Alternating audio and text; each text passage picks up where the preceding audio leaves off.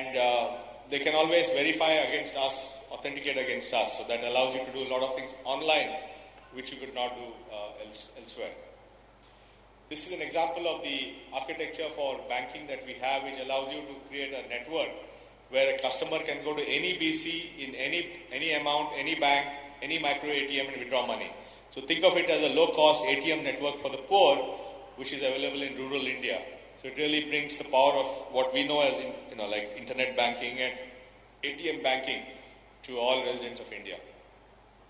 The other thing which is happening is I'm also heading a task force looking at what we can do to streamline subsidies. Subsidies are, the task force I'm heading is looking at 3 subsidies: kerosene, LPG and fertilizer. Now these 3 subsidies add up to more than 100,000 crores a year of government subsidies, and we are trying to see how we can convert them to direct transfers and, if required, cash transfers, so that we can streamline the subsidy delivery. This again is a very major thing of how delivering subsidies to the people. So there's a lot of good stuff happening there. Again, this same infrastructure, online ID authentication, can be used for subsidy distribution. So anyway, as I said, we are moving very quickly. We have reached 5.3 million. We have another few million in the pipeline, and by October, we'll be at 1 million a day. So our goal is that enroll as many people as we can, and then roll out or enable other people to roll out as many applications as possible, which offer benefits to the people. And once we do that, then as more and more people get benefits, more and more people will enroll. As more and more people enroll, more and more people will build applications. So applications will happen obviously in the government sector. It will happen in the enterprises like banks, stock exchanges, mobile companies, and so forth. And applications will happen through innovation, because anybody can build an app using our APIs and provide some kind of service that we can't even dream. And we think the beauty of this is that because we are creating a low-cost, national, interoperable network, we are now able to visualize offering services to people who normally would not have access to these services, because you have created this whole new infrastructure. And in some sense, that is what, and obviously it's a very complex project. I mean, I can't explain to you all the complexities, but it's fairly complex to work out. And, but what is important is that, and this is where you guys come in, I strongly believe that, on the one hand, we have in India, we have all this great technological expertise, and all of you represent that. You're all doing great jobs as CIOs of all these top companies.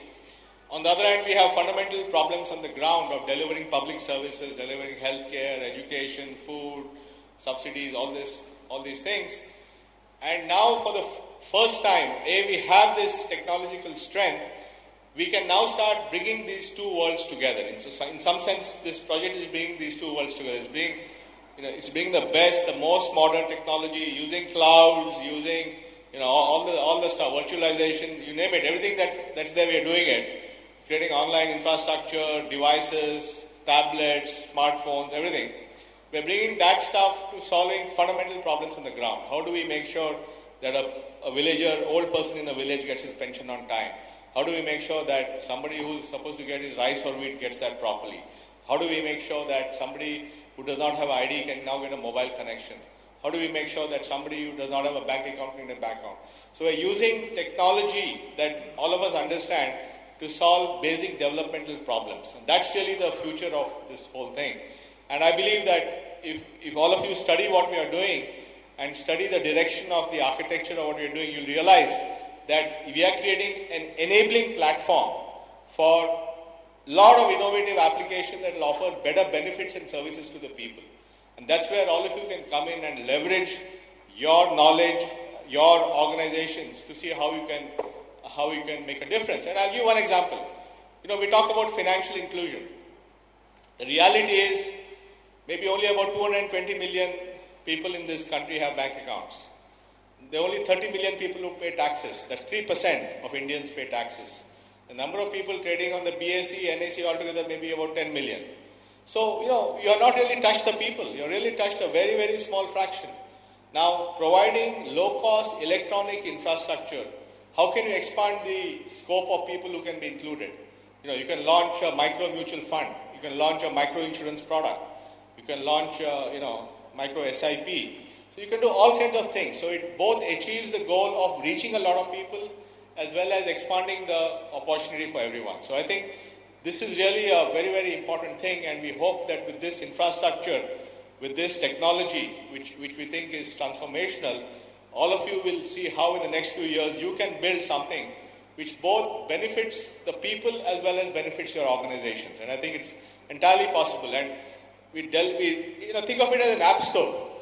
When an app store was designed, you didn't know let's say when Apple built an app store, they didn't know exactly which applications would be on the app store, right? All kinds of guys came out with great ideas. Similarly, we think this is like a India development app store. We'll create all the infrastructure, but you guys should think of the applications that can use this infrastructure and create a lot of benefits for the people of India. And that's how you can leverage your experience and bring a lot of social good for the country. Thank you very much. I can take questions if there's time.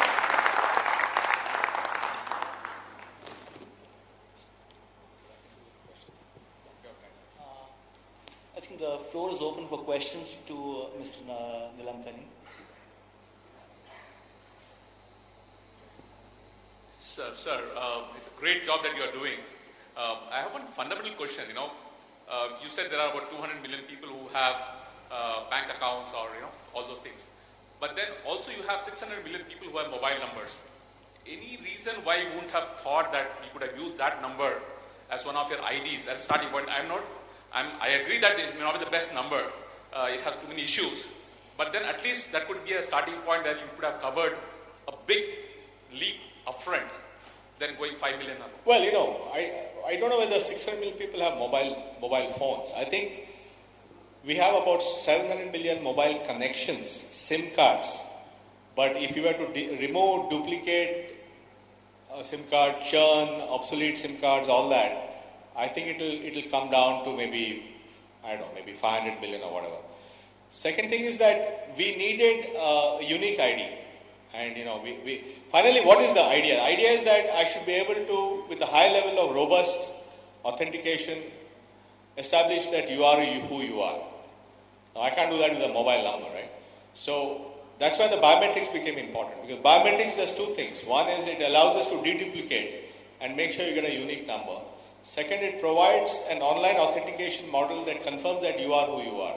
So you needed these kind of things. And third thing is that there is the mobile database is not in one location.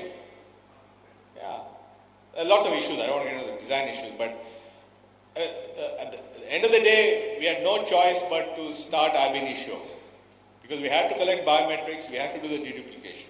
Of course, we'll work with the mobile companies to see how we can leverage what they have. Because remember now, we have got the notification that the Aadhaar number is a KYC for a SIM card.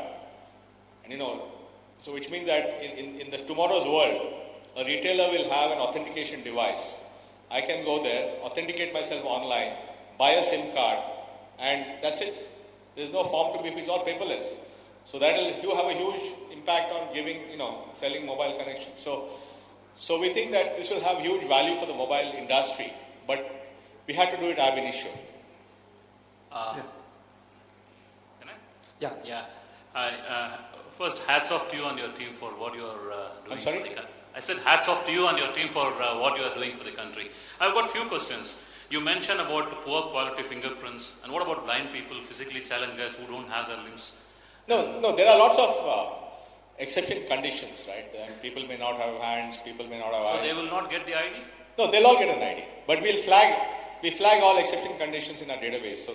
And would you reject even if one set matches, for example, you have the fingerprints, you have the iris, and then another guy takes your eye and my fingerprint? Would you reject that? That sort of combination, especially if a person registers with the same biometric second time, will get rejected. Even if one finger matches?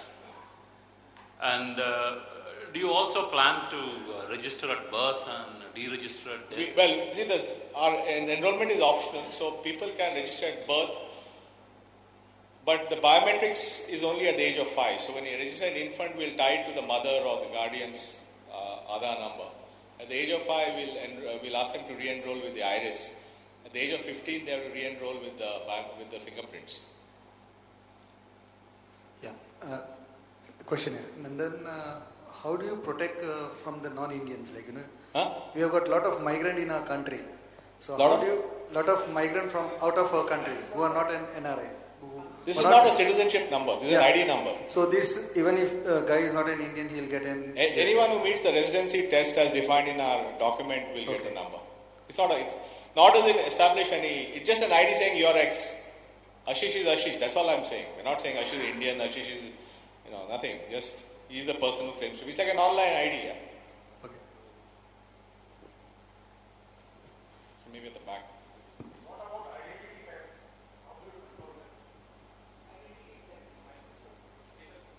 No. The thing is that because it's based on biometrics, how will it happen?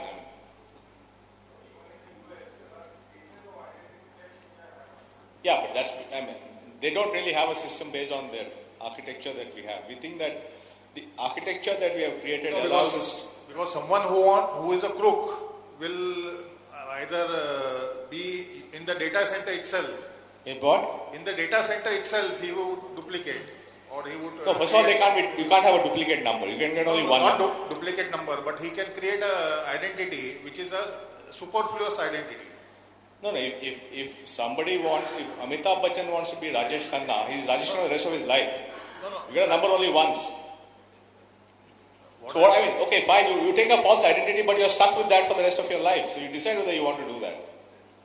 You can't say I'll be ID 1A today, ID B today, ID C tomorrow. You can have only one ID now. No, he can use the ID whichever he wants. No, he can't. He can take one. He can choose to be himself. He can choose to be someone else. But if he's someone else, he's going to be that someone else for the rest of his life. No, like a crook, he has multiple passports. That's why you have only one number in our system, boss. Yeah, but he will have multiple names. No? That's what I'm saying. Huh? He will have multiple names with multiple numbers. If a person enrolls into our system with his biometrics and one name, and then he tries to enroll with a second name, he'll get rejected because the